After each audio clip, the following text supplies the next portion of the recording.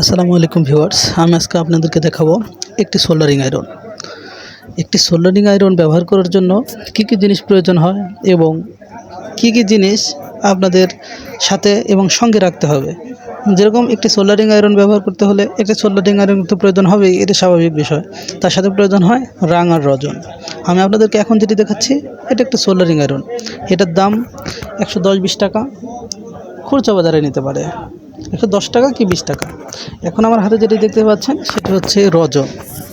এই রজনটা প্রয়োজন হয় অনেক ময়লা এবং দেখা যায় যে অনেক সময় রাং গলে না বা রাং লাগে না, এরকম সময় তাতালের মাথা বা সোল্ডারিং আয়রনের এই মাথাটা ক্লিন করার জন্য এই রজনটা প্রয়োজন হয়।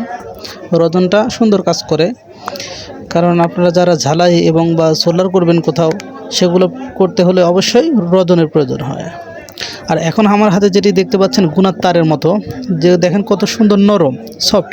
আমি যেভাবে ভাঁজ দিচ্ছি সেভাবে ভাঁজ হচ্ছে। এটার নাম হচ্ছে রাং। আমরা সাধারণত এক রাং নামেই চিনি।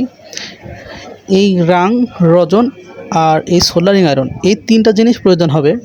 আমরা যদি বাসা বাড়িতে কোনো কাজকর্ম করতে চাই, ইলেকট্রনিক্স মানে সার্ভিসিংয়ের কোনো কাজ করতে চাই, যতটুকু আমাদের জানা ততটুকু যদি করতে চাই, তাহলে এই তিনটার আমাদের অবশ্যই প্রয়োজন।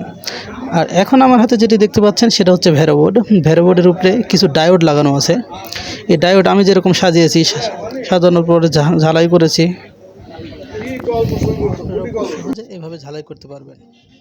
যেরকম বাড়িতে কখনো যদি কোনো চার্জিং সার্কিট তৈরি করতে চান বা কোনো ব্যাটারিতে চার্জ করতে চান, মোবাইল ফোনের 3.7 ভোল্টের ব্যাটারি দিয়ে অনেকে অনেক সময় লাইট তৈরি করে বা ঘরে বাতির ব্যবস্থা করে পুরাতন নষ্ট ব্যাটারি থেকে, সেই ব্যাটারিতে যে সার্কিটটা কিছুক্ষণ আগে দেখলেন সেই সার্কিট কানেক্ট করতে পারবেন।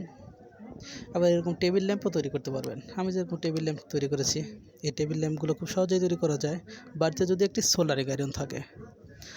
এরকম টেবিল ল্যাম্প আপনি অনায়াসে তৈরি করতে পারবেন। আবার এর সামনে গরম আসতেছে, এই গরমের মধ্যে আমি দেখেন একটি টেবিল ফ্যান তৈরি করেছি, চার্জিং ডিসি 12 ভোল্ট থেকে চলবে। আপনারা চাইলে সোলার প্যানেল থেকেও চালাতে পারবেন। এই ফ্যানটি পর্যাপ্ত পরিমাণে বাতাস হয়।